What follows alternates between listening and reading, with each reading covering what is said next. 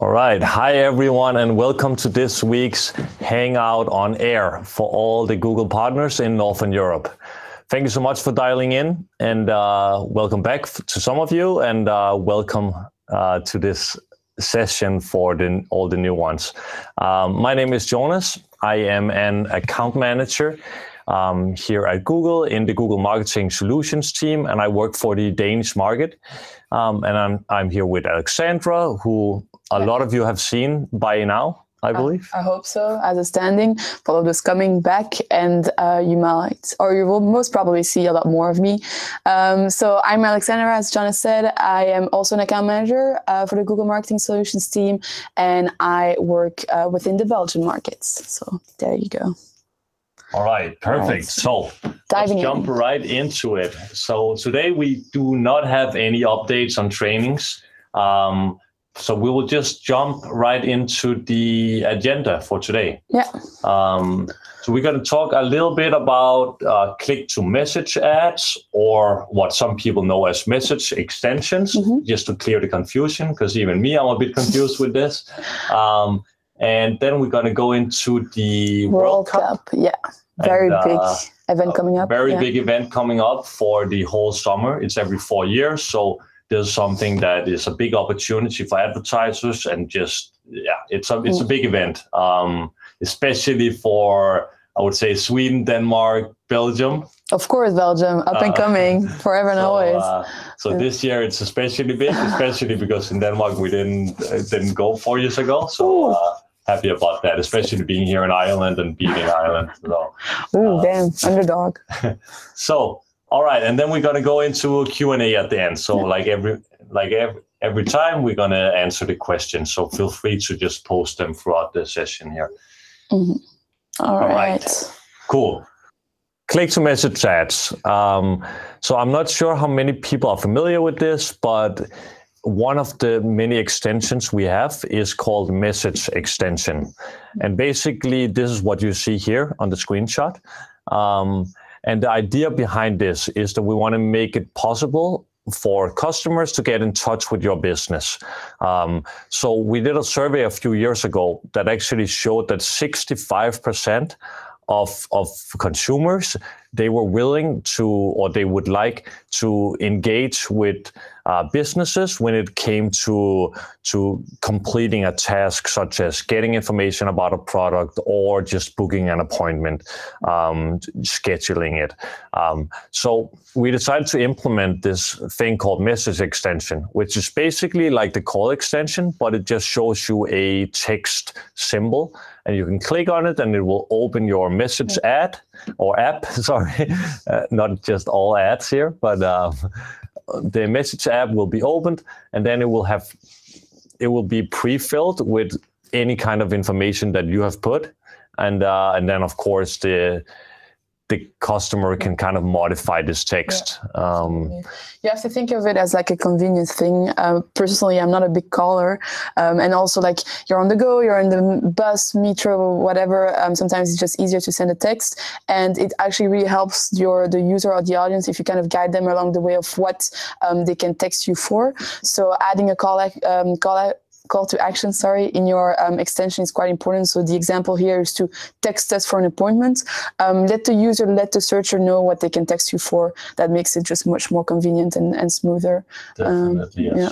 So it's a good way to also get like a little bit more trust, create a trustworthy ad here. So it's all about creating that complete experience that is tailored to the device, to the user, and so on. Exactly. So this was actually released quite a while ago, even though not everyone is using it. So what we decided to do now is take it a step further. Unfortunately, only for some markets. So currently let me see if I can remember here. Currently it's only US, Canada, UK, France, Brazil, and Australia. So this is available for all countries, but the reporting features that I'm going to mention now is only available for the aforementioned countries. So basically what we decided to do is give you some more reporting insights in the AdWords interface. The first thing is chat rate. So that's basically how many people are seeing the actual symbol of the message extension and actually clicking on it. So that's kind of like the click-through rate, but just the chat rate here. Then we have the chat start time, which basically tells when did people start to chat with you. This is very valuable insights for understanding peak hours. You can even go in and you can schedule your message extension. So you can say, I'm going to show this from 9 to 5. And then finally, messages, which will basically show the depth of the conversation. So it will show how many messages came through in one conversation. And this is kind of for you to understand how valuable is the conversation, which campaigns are we seeing the most engagement in, and so on. And I think the scheduling part is actually a very important one to mention, because of course you want to schedule it at times where you can actually respond. It's the same thing as a call extension, so not create a unnecessary friction or frustration from the users.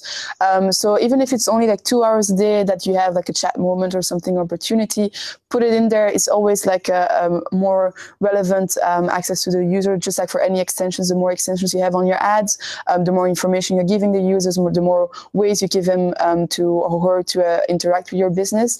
So even if that's not all day, every day, it's always something more, might be something to set you apart from other people. So really important and a nice add-on. Yeah, definitely. So if you are so lucky to be an advertiser or an agency dealing with accounts in the US, Canada, UK, France, Brazil, or Australia, then go ahead and try out this new reporting. Definitely give it a test like everything else. And of course, the reason we're mentioning it now is that now only those lucky few countries are having access to that reporting.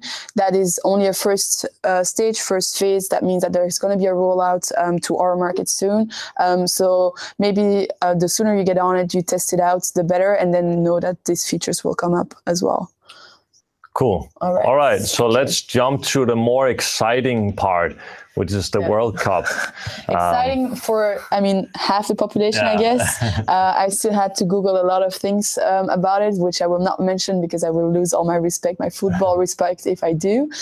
But the reason we're bringing this up is really we want to give everyone here kind of an idea of the size or the scope of such an event on our platforms and how that might mean something for you, for your advertiser, for the partners you work with. So it's just really kind of give you a couple of insights, snackable things, and you can quite easily repeat as well, still with pride. That's one of our mottos here. So that was kind of the idea here. And to jump right in, I think the first number is the most interesting one to give you an idea of just the size of it. For the last World Cup in 2014, everything like football related was Googled an average amount of 2.5 times by every single person on the planet that has an internet connection. Whoa. So this is a massive number, right? So we did like quick math before and we came up with that this is actually like 10 billion queries for football. So that's quite a massive amount. And of course, we're talking worldwide, but you can kind of understand the magnitude here. I was actually curious to see how much was soccer versus football, but maybe we can look into that. Touchy debate. So for the people who is more have been in the US or so, then you would understand soccer. But I know in Europe, you should never say this. So let's stick to football, and this is what we're going to investigate. So this was really like football related. But yeah, it's just, I was also trying to figure out what other types of like events or queries of this magnitude that we have. And there's just nothing that pops into mind. So this is really quite like untouchable, and it's also only happening every 4 years. So if there's something that might be relevant to you, make sure you jump on the wagon on time. So of course, this number was for the last World Cup. That was 4 years ago. Since then, like the digital popularity of football has only increased and grown. So now to kind of look at that growth, more people with internet connection. So also true, yeah, very true. Like digital penetration and stuff. So terms of growth, these numbers are really for EMEA, the UEFA Champions League. So keep that in mind as well. The World Cup is, of course, global. But between 2016 and 2017, the growth in viewership of the live stream of the Champions League had grown by 131%, which is already huge. Already also shows how much more demand there is for live streams, for like instant consumption, I guess, of football. So the popularity of live streams, of things being instantly available, has grown immensely just over between 2016 and 2017. Next to that, when it comes to actual content on YouTube, or video content uploaded grew by 199%, just 1% short of 200%. And here we're just looking at the top 40 EMEA football partners on YouTube. So that's a huge amount of content. It's also kind of a general trend when it comes to YouTube. There's just much more content than you would even compare 4 years ago. But even this number is just a year-on-year number. So this is really, really of a large magnitude. What you also have to think about it is, when you look at this growth number, is that you can imagine that as a user or as a watcher, there is the risk of getting drowned into content, that you're just overwhelmed by the amount of accessible content. So that only means that if you're one content producer or an advertiser, you just have to make sure that whatever content you're putting out there is highly relevant to the targeted audience, which is, again, a general trend, but very important. It shows just, once again, just how important. About content, it's also interesting to know that during the World Cup, the most popular content, which I think is kind of obvious, is everything that's highlights or recaps. So a lot of content producers really jump on that wagon of creating the best highlights, the top 10 of this, recaps, and so on and so on. So being able to be present next to that is actually the most important kind of segment within YouTube at that time. And just in general, football views has grown with 36% over the last 2 years, which is already like double-digit growth, always quite good to see. And again, this only for EMEA, and World Cup is on a global level. All right. So we're really talking about popularity here, and to give you one more sense of popularity of football on YouTube, it is by far the #1 sport on YouTube. To even give you an idea, it's actually more than twice as popular as the second most popular sport on YouTube, which is, since last year, basketball, which won over the martial arts, I guess. But again, just an idea of the scope and the scale of it.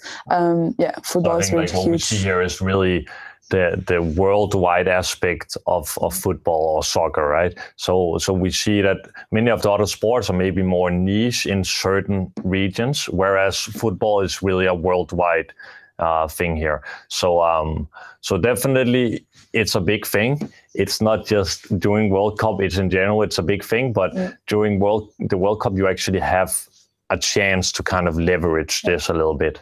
Absolutely, and to be present to a global audience that it's more difficult maybe to touch in other moments. So for sure, that's a great opportunity to take. So yeah, be creative. Try to be creative. I think that's the takeaway here. Like try to think, how can I make this fit with my business? There's many ways. Like, let's say it's a travel company, then there might be some obvious things here. If you're a sports company, obvious things. But let's say you're an insurance company. Yeah. You could still leverage this. Sure. Like, you could find a way to tweak it into your content. And there might be a way to promote like a sports part of the insurance, or just using the content, like making fun, like finding ways to do this. There's definitely a lot of ways to be creative. For sure. I think you can touch kind of all verticals. If you're into food and drinks, delivery, if you touch people at home, if you're into sports yourself, gym, whatever, want to be the next footballer, join the gym today. I mean, it touches kind of everything in many ways. So for sure, really interesting. And then when it comes to timeline, so we're talking a bit about advertising now. So at what time do you have to kind of prepare and really jump on that wagon? we looked at Google Trends. So again, we mentioned Google Trends every now and then here on the Hangouts on Air. It's because it's available to everyone, and you can actually get some really interesting and actionable insights from it. So now we looked at the popularity or the searches for the FIFA World Cup. So 2014, the Belgian national team, because of course they were like gaining huge popularity during the last one, and then football in general. So we can see it starts picking up mid-May. Remember, the cup actually starts mid-June, so that's a month beforehand that the searches already started picking up, and they kind of draw back at the end of July. So that's almost like 15 days after the actual end of the cup. So it's quite a long timeline, which means that you can have several touch points within a marketing strategy within that time. So it's actually interesting to kind of, again, be creative, work with like a weekly ads, updates. I mean, you can really just play around with it because it's quite a long time. And it also means that you have to prepare quite in advance to make sure you don't miss the boat, right? Yeah. And we also see like peaks around, for example, for the Belgian national team on days that they are playing. So that's also something you can work with around to gain certain type of awareness, right? So also to understand here, like, just before this session here, what we did is we kind of looked into, just out of curiosity, in the Danish market, for example. So unfortunately, 4 years ago, Denmark was not a part of the World Cup, but we still see exactly the same trend. Yeah. So this shows the popularity. Like, even though the team is not participating, then it's still a major thing. Yeah. And we see it not just for World Cup or national team. We also see related queries like fantasy sports, like these kind of things. We will see a major increase and spikes during this period here. Yeah. And of course, often there's a large spike on the actual day of the final. Yeah. So this is something you can think about as well, that even though your team might not be playing in the final, then this is a big interest. And that's what we see here on July 14, 4 years ago. Yeah, absolutely. So yeah, it's really just for everyone. So that's everyone, but I do have to mention that the most engaged category of course, especially when it comes to our digital platforms, the male millennials, they kind of rule over YouTube during that time. So again, we're talking about a lot of content and targeted audiences. So it's also good insights to know how to really adapt your messaging to the audience that's going to be mostly present at that time. All right, so as a little recap, be prepared, kind of as usual, to be able to anticipate search volumes, to make sure if you're more into search that you incorporate the right keywords to be present at the same time. If you want to be present on YouTube or you want to do mastheads, that's reservations, that takes time. Yes, the things you have to do in advance. So really map it out pretty well in advance. It's an event that comes only every 4 years, so there's stuff you have to do beforehand. Align your content. So again, we kind of gave you insights on what's the popular content during that time. Make sure, or just you're going to raise your chances of success if you align your messaging and content to what's going to be really popular around that time. And finally, obviously, YouTube is going to be the World Cup platform. Let's put it this way. So that's going to be your biggest chance to be visible is going to be on YouTube. Yep. And like, I think I want to highlight again, like before, do mention, I want to mention creativity, like be creative here. There's no right way to do this. There's lots of opportunities. I think if you're a branding person or marketing person, you should be rubbing your hands now, because this is a great opportunity. And it's just about being creative. There's tons of ways. There's tons of target groups, different ways of providing the messaging, no matter what the product is here. Yeah. So be creative. And if you have ideas, reach out to your Google contact person. We'll be more than happy to help you. Yeah. And just brainstorm on how you can leverage the different solutions we have and so on. Yeah, absolutely. So, we're very happy to help in such cases. And if you guys do anything special, please also like join another Hangouts on Air and let us know in the chat, because we'll be very curious. Yep. All right, moving on to the questions. So, questions. We already see a few here. So We have one here saying when we can expect click-to-message reporting to be rolled out in other countries. So unfortunately, we don't have any deadlines or timelines for this. Like everything else, we do see very different rollouts. So I have to put a blank answer here. Like if you have a Google contact person, reach out, or you can be sure that we will definitely make sure to give you an update here on the Hangout if we hear something. And plus, remember, keep an eye on the blog. I think that's one of the best ways to always be the first to know about launches and releases. So even just Google AdWords blog. I think it's Inside AdWords. It's called something like that, and you will have all the info at the right time. Definitely. Yeah. And then we have in Rio de Janeiro. Okay, so we have Google Trend is not available in the African continent. So in terms of getting trends, I would say if you do have a Google contact person, reach out to them and we will be able to hopefully help you getting some insights. Unfortunately, these kind of things with insights and so on is related on statistics. So it's not all markets always, but maybe you can try to like find similarities in markets that are similar. And then I would use this as a benchmark. But yeah, unfortunately, probably not as good solution for that either. No, it's a tricky one. I think what you can also try to do is just really leverage your first party data. It's your own data. Look into your analytics 3 years ago. Look at how that compares to this year. What's the growth in there? And try to kind of, you can also make or set benchmarks based on your own data and your KPIs, base them on whatever you've seen happen on your own website. I think sometimes people kind of forget to look at that, but that's going to be your most relevant data, right? So look into your own AdWords accounts. Historically, try to see growth trends in there, peaks, search term reports, all stuff like that. You actually have a lot of reports, both within AdWords and analytics, that can kind of give you an idea also. And in the new AdWords interface, you actually have quite good reporting features. So try to play around with the AdWords report. You will be able to do quite a lot here.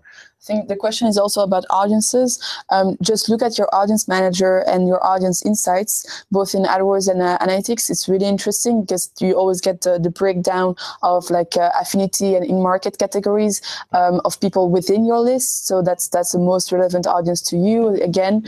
So that's definitely something I would look into, and base your future campaigns on whatever insights you get from that. Right? If you see that people that come to your website are 10 times more likely to be into travel than your benchmark country, well, then that's obviously an insight you have to work around with, and that's interesting to actually implement or leverage in future campaigns.